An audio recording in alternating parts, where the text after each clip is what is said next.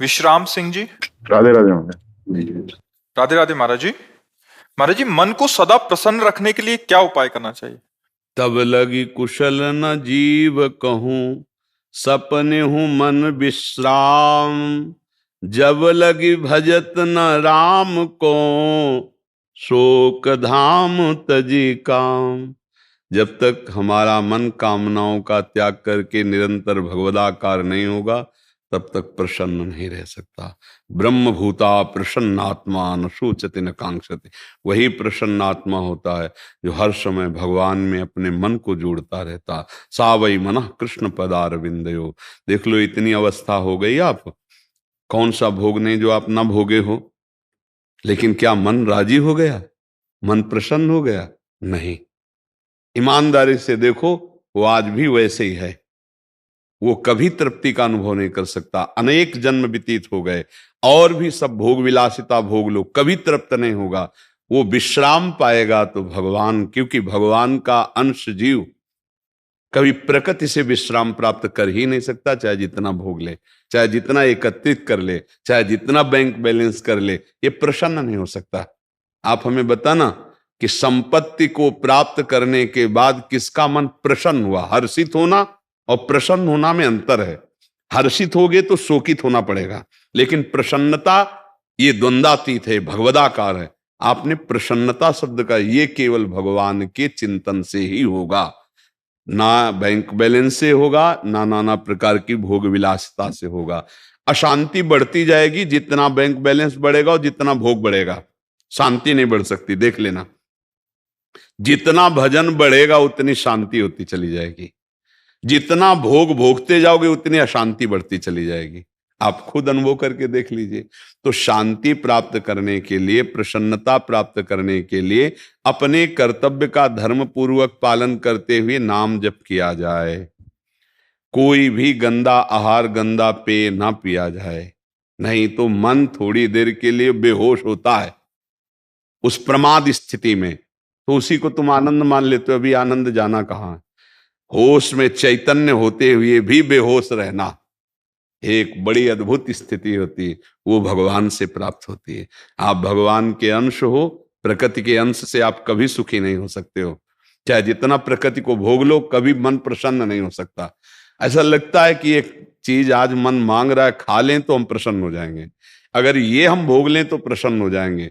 लेकिन जिसको तुम को सोच रहे हो कि भोग लें, उसको कोई भोग रहा है, लेकिन वो भी किसी और के लिए सोच रहा है। वो भी ऐसा नहीं कह सकता कि अब कछुनाथ न चाहिए मोरे, मैं प्रसन्न हूं, अब मुझे कुछ नहीं, ये नहीं कोई बोल सकता। ये वही बोल सकता है जिसका चित्त भगवान से जुड़ा हुआ है। तो हमारी प्रार्थना है, नाम जप कीजिए, अपने कर्तव्य का पालन कीजिए। बार बार मन संसार में जो जा रहा है वहां से हटा के प्रभु के चरणों में, प्रभु के नाम में लगाइए, तो ही मन प्रसन्न हो सकता है। हमें तो आज तक और कोई उपाय नहीं लगा, न शास्त्रों में, न महापुरुषों के वचनों में। ऐसा कोई उपाय नहीं है जिससे अन्य उपायों द्वारा मन को प्रसन्न किया जा सके। आप देख लो, ये किसी भी वस्तु को स्थायी नहीं पकड़ता।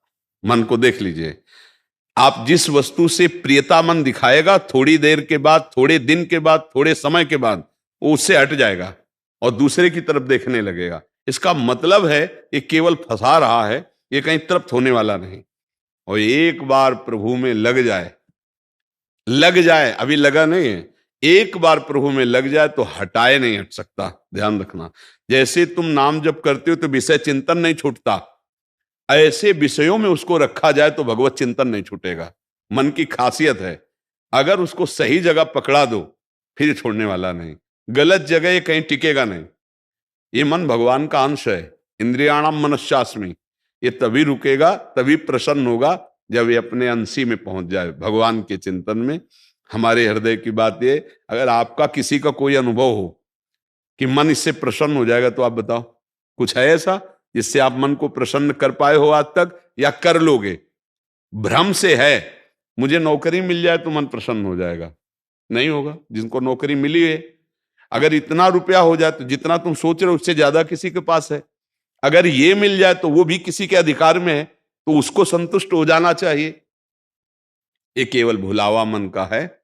संतोष धारण करो, धैर्य धारण करो, अपने कर्तव्य का पालन करो, नाम जप करो, पाप रहित पुरुष ही प्रसन्न होता है। पाप आचरण तभी तक बनते हैं जब तक हम मन के गुलाम रहते हैं। जब हम मन को अधीन कर लेते हैं तब हम प्रसन्न होते हैं। संत किसे कहते हैं? जिसने मन को अधीन कर लिया। मन मारिया तन बस में कीना, हुआ भरम सब दूर, बाहर से कछ दिखत नाई, अंदर चमके नूर, आपो त्याग जगत में बैठे नहीं किसी से काम, उनमें तो कछु अंतर नाई, संत कहो चाहे राम। आप गृहस्थी में रहते हुए भी संत हो सकते हैं। आप अपने धर्म से रहते हैं, धर्म की कमाई से परिवार का पोषण करते हैं, और जितना बनता है भगवान का नाम जप करते हैं, कोई पाप नहीं करते, तो आप देखना आप प्रसन्न होने लगोगे, आप हृदय में आनंदित होने लगोगे। अब गलत आचरण करोगे तो बैठे बैठे डिप्रेशन में पहुंच जाओगे। पापाचरण गंदा चिंतन कराता है और कल्पनात्मक भय देता है, उसी भय से तो डिप्रेशन आता है। बेमतलब की बातें मन में, जैसे एक ने प्रश्न किया था अंग्रेजी में, ओवर थिंकिंग, तो हाँ, तो उसको समय क्यों दे रहे हो ओवर थिंकिंग का? नाम जप में लगाओ। हमने एक दिन सत्संग में सुनाया था कि एक गुरुजी ने शिष्य को मंत्र बताया कि इससे तुम भूत सिद्ध कर सकते हो, भूत सारे कार्य कर देगा। तो उसने मंत्र को अनुष्ठान किया और भूत सिद्ध कर लिया। अब भूत प्रकट हुआ, उसने कहा हमें काम बताओ, तो जो काम बताते 1 मिनट में कर देता। वो कहा काम नहीं बताओगे तो तुम्हें उठा के पटक देंगे। अब वो गुरुजी से बोले कि तो समस्या हो गई, भूत सिद्धि। वो कह रहा काम बताओ, जो काम बताते हैं वो क्षण में कर देता है, फिर खाली वो कह रहा खाली नहीं रहेंगे, नहीं तो हम तुम्हें पटक देंगे। तो गुरुजी ने कहा एक डंडा बांस का ऐसे गाड़ दो और उससे कहो इसी पे चढ़े उतरे, और जब काम हो तो काम करवा लो। तो बात समझे? भूत कौन है? ये मन उठा के पटक देगा अगर खाली रखोगे। क्या करना है? राधा राधा राधा राधा, चढ़ उतर इसी पे। जब काम है तो काम कर रहे, नहीं तो राधा राधा राधा, बात बन जाएगी।